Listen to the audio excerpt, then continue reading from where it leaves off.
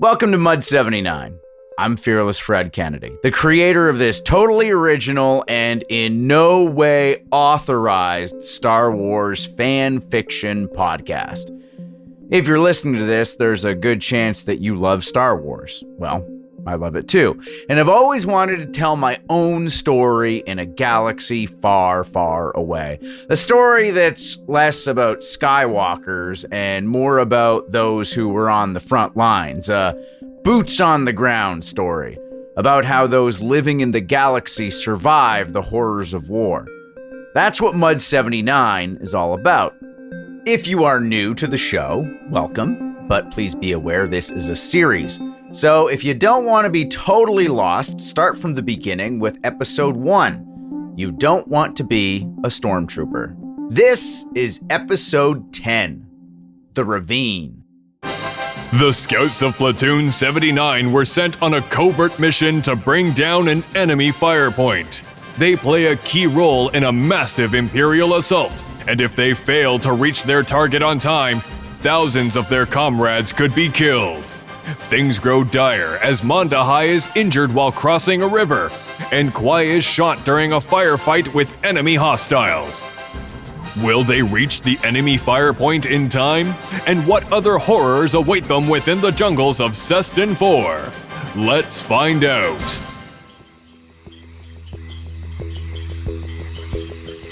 You remember the layout of that place? She pulled a tarp over and lit up a hollow. The Rylian foothills. This was where the main force would advance from, flying north through ravines, cover, then hitting the target. It zoomed in again. The battery was in full display. It sat on the top of a hill that sloped down southward from a cliff face that extended another 6 meters or so. There were 3 fully armed heavy quad cannons. They were swivel-mounted and operated remotely. There was a bunker, or entrance, that led directly into the side of the cliff. No telling what was in there. Low walls, defensive positions built in front of trenches that offered ample fields of fire. The battery overlooked a wide valley of chopped jungle in every direction but north. The Tolen range began with its first low peaks a few hundred clicks or so further east. Look at this position. It's going to be hard getting close enough for a clear shot, and I don't trust those mortars outside of 1,000 meters. At least not with us using them. Maybe if we had someone like Tolen. I pointed to a cluster of brush pocketed near a stream that flowed west, cutting the closest valley in half. Here, I said, set up the mortars here. Get them in at night when it's dark, and position snipers here. I pointed to a berm slightly to the west of the battery. This spot only gives you a view of 3/4 of the target, but it's secure and makes for a good hide. And with that angle, the quad cannons won't be able to target you. Then get a pair of shooters here. I pointed to a slight rise, another hill to the south and east of the target. Lots of vegetation, and this culvert will give them a good escape line if things get hairy. Secondary position here. The culvert flattened halfway down the slope. It cut off some angles, but it was a dead flat shot to the battery. What about the last pair? We can't leave the mortars alone like that. They'd get chewed up.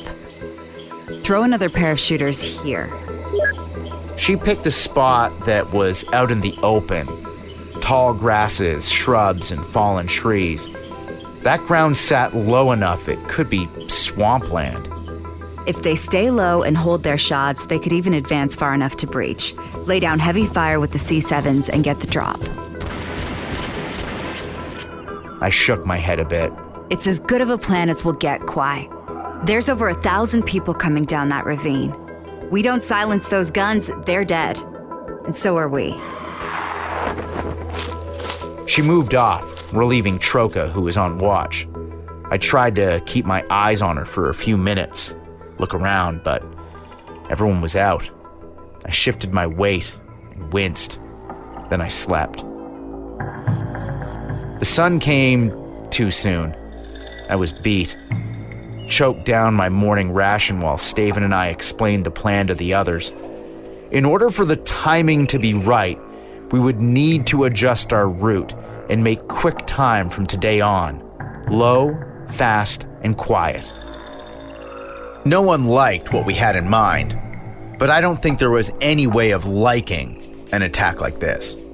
Too many variables, opportunities for things to go sideways, but no one had a better plan. This was it. We moved out that morning slow. I tried carrying a pack, but I opened up my shoulder again. My gear had to be spread out, everyone carrying an extra 20 pounds because of the 2 walking wounded. My webbing was all right. I could at least haul my own ammo. When I laid down that night, I was sweating like crazy. Felt cold despite the exertion. Popped more pills. Stripped down and washed the reddened mass of tissue as best I could, then hosed on the Bacta. A good dose of foam, then I passed out. Dreams of home and brightly lit ships soaring over my village, the people cheering in slow motion. Then I was up and moving. Nothing happened those days en route. We saw more Wendehu as our path took us closer to the mountains. They were massive and silent, barely making a whisper. You knew they were above you when everything in the jungle got quiet. Birds and small primates would climb down the trees, and you'd look up through the canopy breaks and there'd be a giant 4-winged reptile gliding past. They knew we were there. They had to. In our classroom work when we first landed, we were told the locals suspected Wendehu were a borderline intelligent species, able to be reasoned with, using simple tools. But that stuff was folk tales. It was just nonsense. They were just a very good predator. That's it. That march was brutal. It was a pace. And if it had been even a day or two longer, I don't know how I would have fared. The last day of the march, I wasn't keeping anything down but water. I was strung out to the point I was dry-mouthing instant coffee and popping a double dose of uppers and pain meds. I was hitting the Bacta respirator 3 or 4 times a day, too. Mondahai was just as bad as me. Both our wounds were clearly infected, and wearing the IRDs all day and having them rub into open wounds was not helping. I'd bled through beneath my webbing. My back was just a wash of burgundy. I do remember one thing. My feet didn't hurt. If there was ever anything I would credit the Empire for, it's the boots. They fit well, adjusted, gripped in water. When it was 40 below, your feet were still warm, and they didn't wear out. They were the best piece of gear I ever received, and I was never more grateful for good quality boots than I was on this op. The sun was just setting when we came to the crest of the ridgeline. Below us was the valley the Lardies would be moving up. And off to our east, just out of view in the mist, was Fire Point Gamma. We made it, with hours to spare. We hustled up below a low cluster of trees. Staven dropped her projector. The map glowed blue in front of us. We all know our positions, we all know our role, and we all know what's at stake. At 0430, we open fire. Arkham and Vansel were on the mortars. They were the strongest ones there, so they could handle the weight. You two need to be patient. Wait for us to open with the sniper rifles, then range the mortars on those quad cannons and bring them down. Use the high explosive rounds, I said. Front load. They nodded, and we began trading gear. Then the final loadout. Staven was going into the valley with Till. They were going to be carrying C7s and hope to get in close enough to assault if needed. It's gonna be hot down there. You take this, old man. She handed me the transmitter. Me and Mondahai were going to be taking the westernmost position. It offered limited visibility, but it was the shortest hike, and since we were walking wounded, it was the best option for us. It was also the ideal distance. 700 meters was what our rifles were scoped for standard. I would normally shoot longer than that when I was at the range or in simulators. I was walking up that hill confident. How you feeling? Like shit, I said. Yeah, same. We got enough pills though. Even if we get shot, we'll be okay. Won't even feel it. We came into position after an hour of walking. The canopy cover went further than expected. We needed to shift in closer to the valley proper. Moved slow, really slow. Being hunched over hurt. There was a nice breeze though, so little mercies. Our new hide was much better situated to suppress the enemy, but we were a lot more exposed than I liked. We crawled through some shrubs and dug down a bit for more cover. I was under my tarp and a cami net 6 meters from Monda High. We looked through our scopes and sighted the enemy position. There was an additional quad cannon, 4 of them. They must have known something was coming. Saw a few figures moving around. Looked human for the most part. Some had some armor on, nothing fancy, but helmeted. There were some Twi'leks too. They were sitting around a fire. Some tents we hadn't seen before on our scopes were set up behind the trench line. Their door to the bunker was open. I signaled to Mondi I was going to peer down into the valley to see if I could get a look at the rest of our team. Ideally, I wouldn't. I knew they were supposed to be there, and if I couldn't find them, odds were those defenders wouldn't either. I looked back at the battery. There was a small comms array at the top of the cliff edge, cabling running down to the roof of the bunker. I studied the array of quad cannons. Well-armored turrets, evenly spaced on the south flank, looked like the controls were inside the bunker. I lit up my scope's laser sight, just trying to get the range, but it was bouncing all over the place.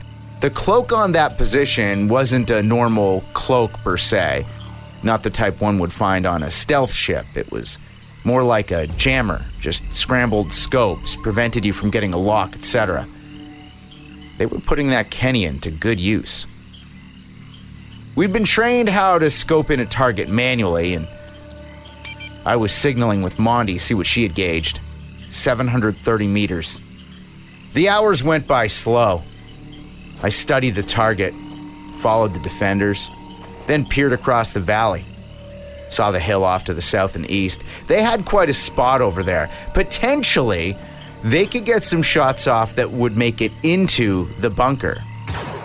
Troca and Markendis were the ones over there. I thought of myself sliding a nice grouping in the door.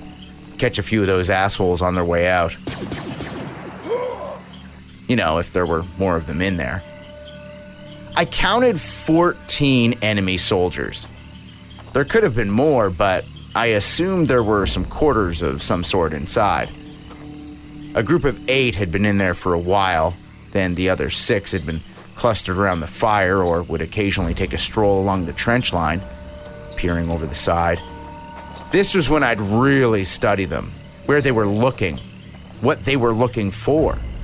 If they hung too long in a spot, that's when I would sweat. But every time, they moved on.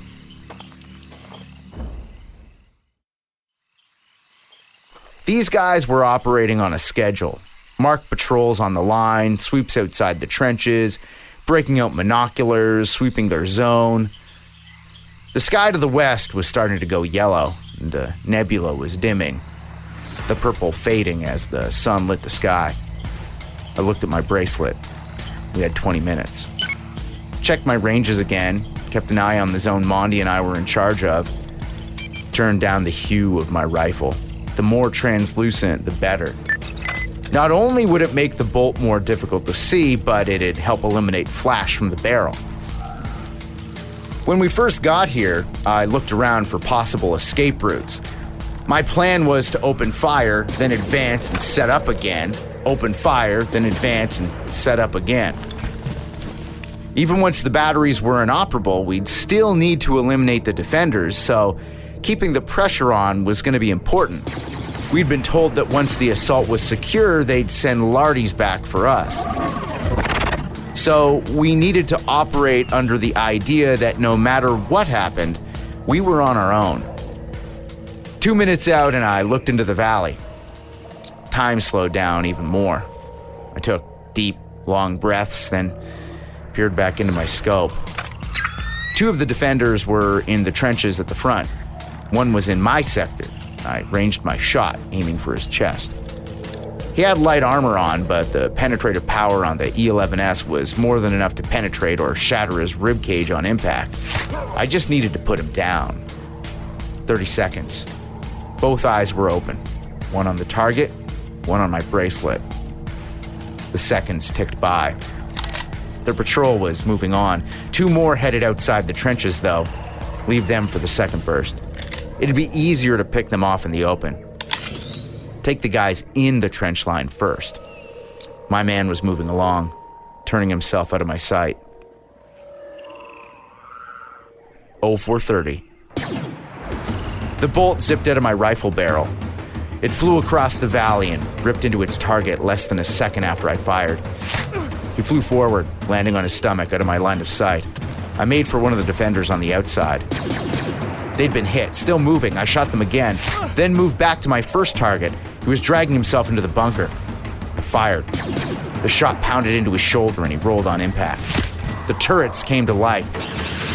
They were scanning for something to lock onto. Unless they had incredible sensors, which was unlikely given the array on the top of the cliff, they wouldn't be able to sight us based on heat. Just to be sure, I fired a burst into the antennae and the small transmission dish.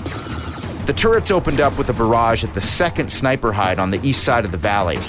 Then a second followed. The other 2 opened fire at 200 meters east of our position. Mondahai was already packed up and moving. She was riding some pills because her movements were way faster than they should have been. She was just lurching her way forward under the undergrowth when the mortars kicked in. They were sighted in and raining down plasma. 6 were in the air, 2 launchers working in synchronization. Textbook timing. Lines of heavy turret fire were shredding the green carpet on the valley floor. It must have been muddy, pockmarked with bogs, because dirt-filled sludge was splashing into the air, mixing in with the shards of plant matter. I moved, left my tarp and cami netting. If it wasn't on my webbing, it was left behind. The high explosive from the mortars were doing their job. Huge clouds of debris were thrown up into the air. Any shooters that weren't in that bunker were dead or dying. 3 of the quad cannons were sparking piles of twisted metal. 1 tried to fire, but it exploded. The 4th, the only one still working, was at half capacity. Its turrets mobile and 2 of the cannons still firing. It had the range on the mortars and was laying down a constant stream of fire on them. I was setting up further in and looked down to see someone running over to the spot where the mortars were. The last cannon turned on them, tracking along, a labored grind as each working pulse cannon jerked back.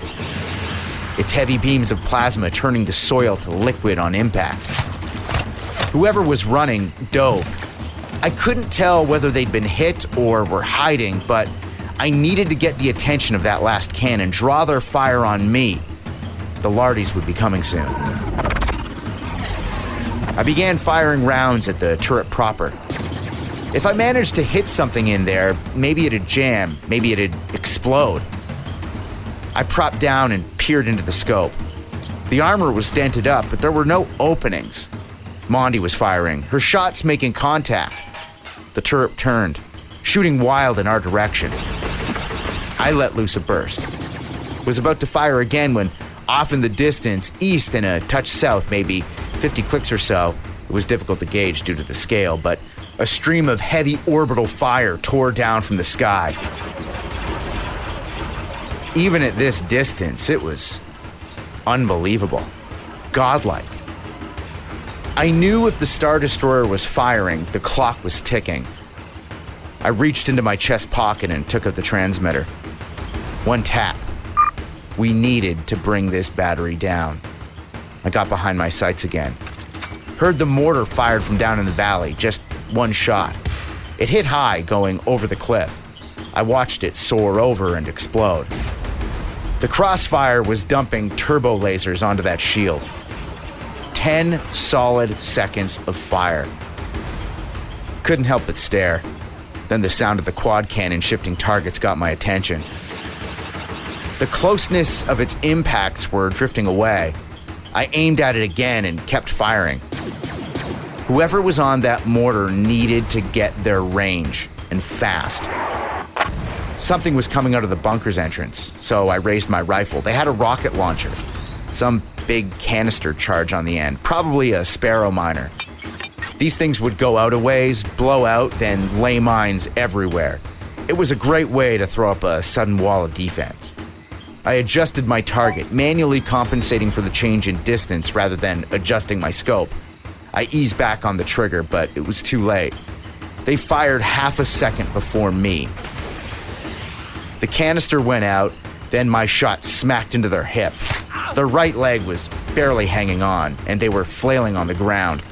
I fired again, 3 more times. Saw some shots zipping into the bunker's entrance. Some clearing their way through the arched doorway, the others grazing the sides. The canister drifted into the air with a high arc. I couldn't track it, but it didn't look like it was about to explode. It was venting gas, though, this blue mist. I watched it peak in its arc, then begin falling back down to the surface again. I took a shot at it, then another, and another. No hits. If I hadn't been aiming at the canister, I would have missed the lardies turning into the southern edge of the valley. I swung my rifle around and began firing at the last quad cannon. It wasn't going to pose that much of a threat to the fleet as a whole, but it could still bring down a ship or two with some well-placed shots. I flipped to semi-auto, letting loose bursts of 3 shots at a time. I could hear Monty down the slope doing the same. Our small grade fire wasn't penetrating the armor. The turret was shooting wild into the pack of 20-plus lardies that hauled ass between the mountains. I heard the welcome thump of one of the mortars going off in the valley below. Pulled back from my scope, and it looked good. It looked great. They were less than 5 meters off the turret. I saw the cap fly into the air when the charges went off. Yes! Take that! Monty was down the hill, and I looked in the direction the turret had been firing in. I was just in time to watch a lardy hit the ground and slide 100 meters or so through the mud, then come to a rest at the base of the fire point's hill. The nose was buried a foot or so into the muddy soil. The valley grew quiet as the guns were silenced and the fleet moved on. I studied the lardy, asking Mondahai if she saw any movement. The pilots seemed all right. They were unstrapping and heading into the interior. You could see them through the domes. I had my scope cued onto them. That lardy and its radio were our ticket out of here. I moved over to Mondahai to make sure she was all right. The two of us were barely straight when we rolled in a few hours ago. The mix of pills and adrenaline had made me squirrely already, making hardly any sense of the situation. We had just hit the back to respirators again and began working our way down the hill towards the mortar position. I moved beneath the canopy when I saw shadows passing overhead. Then another, and another. We both dropped, looking up through the break in the leaves. Wendehu. Loads of them, headed down into the valley. We kept moving down. They were coming from everywhere. What the fuck are those things doing? Where are they coming from? I grabbed her shoulder and pulled her down as we reached a spot with a break in the foliage. We were about 300 meters north of the mortar position and 600 west of the downed lardy. There were too many flying lizards to count, some as big as a standard transport and some no bigger than a single pilot speeder. One swooped down past the lardy, scraping it with its talons. These things were hostile. Then I heard blaster fire. It was coming from our secondary sniper position.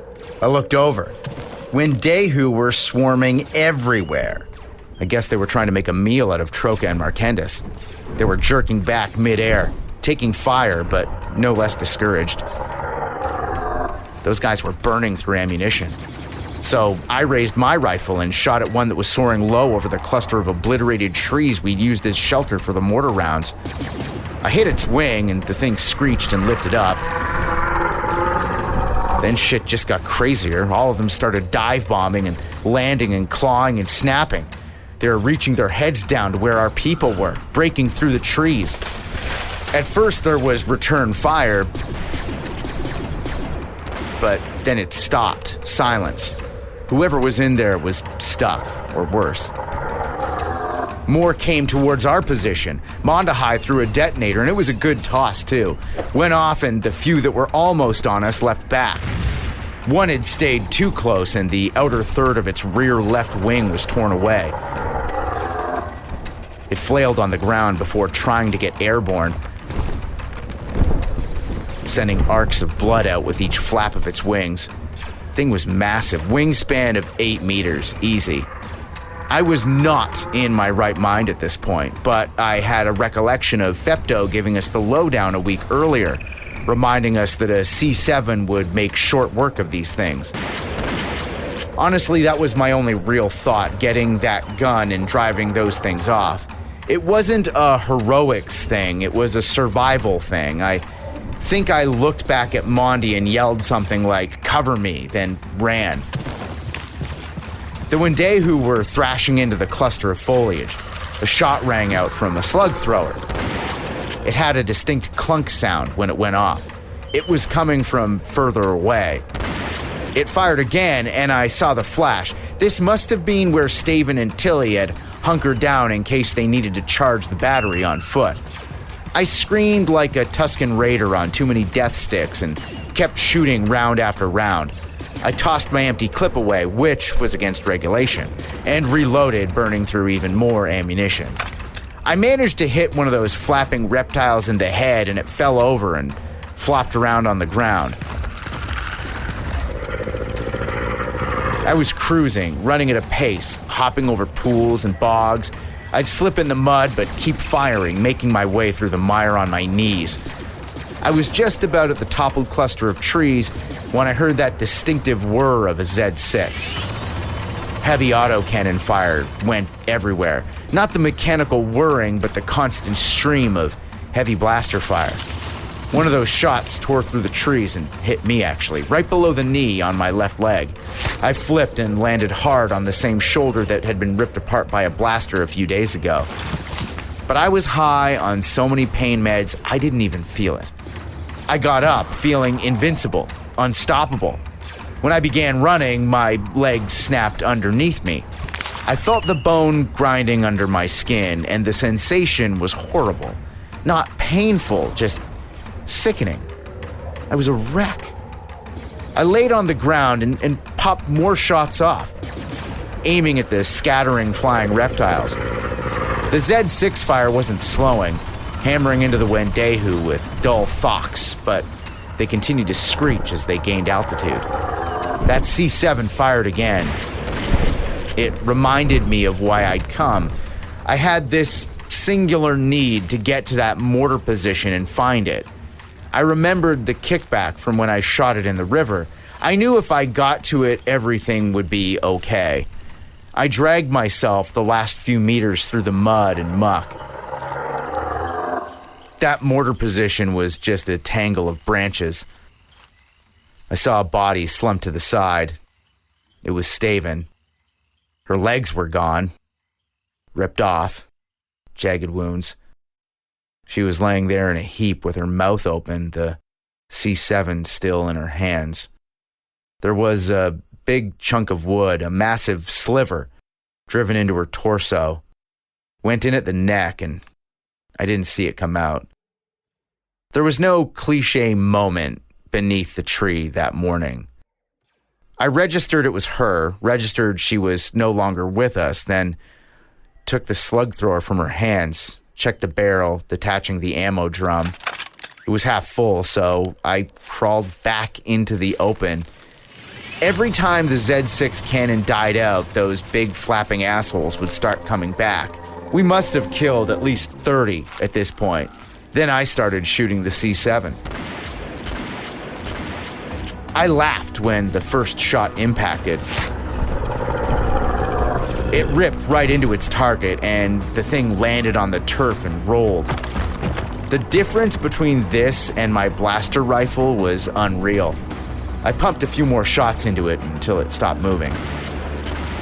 I was emptying the barrel at anything that moved, and there was a lot still moving. Then a massive explosion lit up the dim sky above me. Heat. The blaze of a detonated RPS-6 round. One of the Wendehu exploded mid-air, sending out a spray of meat and green blood. I kept pulling the trigger until the drum was empty. The trigger was clicking and there were no rounds exiting the barrel, but I kept doing it. I felt like I was drunk, aiming and shooting air, moving in patterns because I thought that's what I needed to do. My mind was fuzzy, losing sight of everything. Vision was coming with my pulse. My thought process was still clear, though. I was trying to operate as if everything was fine, even though my body itself was physically shutting down. I hit the wall. The last thing I really have clear memories of is pulling a tourniquet off my webbing and tying off my leg. The Bacta respirator tumbled out and I grabbed that too. Crawled back to Staven while I was taking some hauls, the vapor cool coming into my lungs. I didn't look at Staven, not at her face. I knew she was gone, but I just needed her to be there, to be with me. I couldn't let her go. I was verbally repeating that we'd done it, that we'd pulled it off, joking that we'd get medals, and I could have sworn I heard her reply. I responded to her, but it wasn't her, not anymore. It was actually a medic. She was with the Lardy that had come down nearby. I was being medevaced back to Camp Vibus. It had been used as a staging area for the entire offensive and was designated as the fallback point. I glanced around the Lardy when we were en route, but everything moved so fast.